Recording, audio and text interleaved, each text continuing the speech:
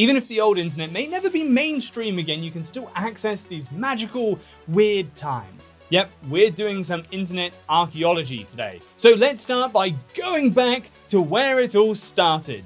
Whoa, okay, not that far back. Okay, here we go.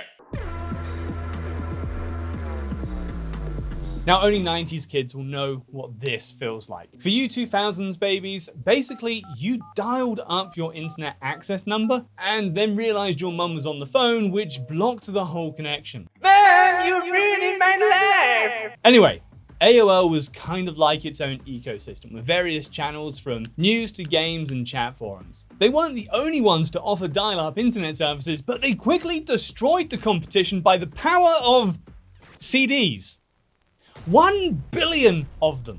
Each CD contained a free trial of the software, and they put them everywhere. Mailboxes, magazines, newspapers, even cereal boxes. At one point, AOL accounted for 50% of the total CD production of the US, earning it the title of the most popular 90s coaster. Despite their huge contribution to filling landfills, AOL did play a major part in popularizing the internet, and then they completely fell apart by refusing to move on from dial-up. But by that time, the internet was already much larger than just AOL. People and brands started making their own websites, creating this weird and questionable yet absolutely magical place. And guess what? It's not all lost to minimalist UIs and social media brain rot. Most of us know of the Wayback Machine, but do you know oldweb.today? It can simulate the old web experience, and it even lets you play around with the first browsers. From Netscape Navigator to the glory days of Internet Explorer. Rest in peace. By the way, this tool's default page is GeoCity, the OG website builder, aka granddaddy to the likes of WordPress and Squarespace. But website builders came out later. In the early internet days, it was pure HTML wizardry.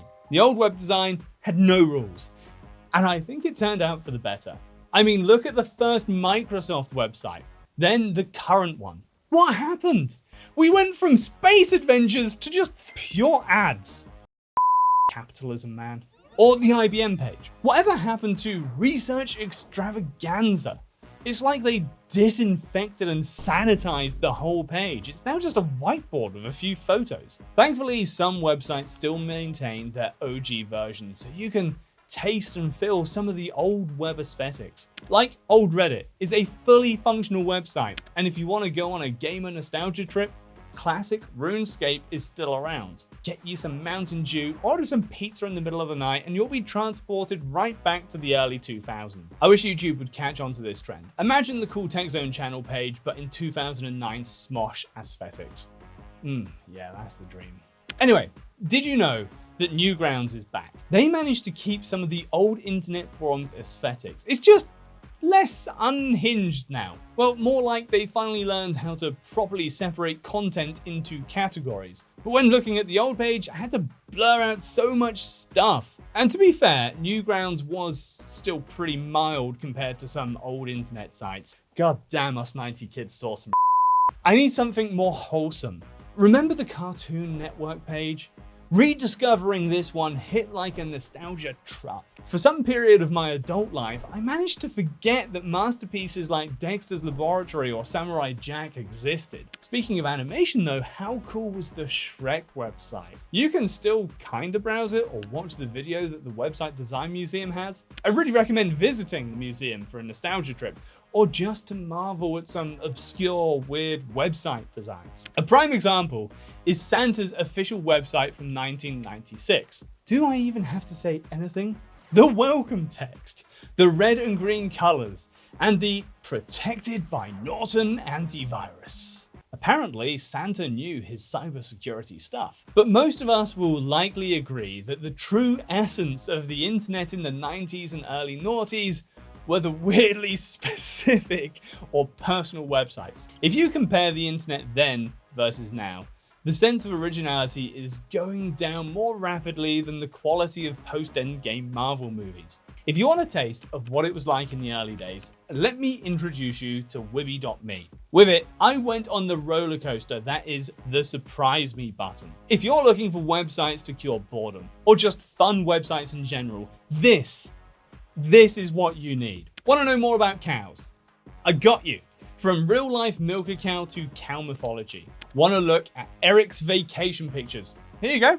Hundreds of pictures, mostly grass and trees and mountains. Searching for church-safe insults. Yep, there's a page for that. I pray ye will be plagued by gnats, flies, and locusts, O ye child of Jezebel. Ye shall be as popular as a boil on the king's backside. Now, this one was genuinely interesting to me. It documented the changes of early game footage versus what people actually got. Awesome stuff, it's just the name. Random hoo-has flying omelette. Glorious. But my favorite thing on Wibby is stumbling upon these truly personal websites, like this John fellow, with a list of his favorite movies. Well, Toy Story's on there, so I have no choice but to approve. I mean, personal websites do kind of exist now, mainly in the form of portfolios and other boring stuff. But most of them are super polished, meant for people to advertise themselves. Most of us don't even think about having a website anymore. Why would we? There's Facebook, LinkedIn, Instagram, and pretty much anyone can go viral on TikTok. I love binging YouTube or spending hours scrolling just like any other guy. But you have to admit, after looking at what we've seen today, the current internet feels kind of bland. Sometimes so much so that I'm beginning to wonder if the dead internet conspiracy theory is actually true. So many bots and automated content everywhere, and now with the explosion of AI, everything seems repetitive and predictable. You know who didn't get the memo though? Japan. I love Japanese websites. Look at this whimsical mess. It's like a unicorn threw up in here. Or this one.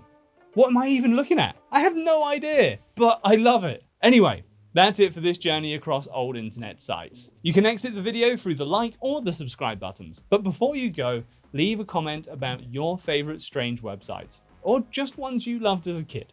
Cheers, I'll see you soon.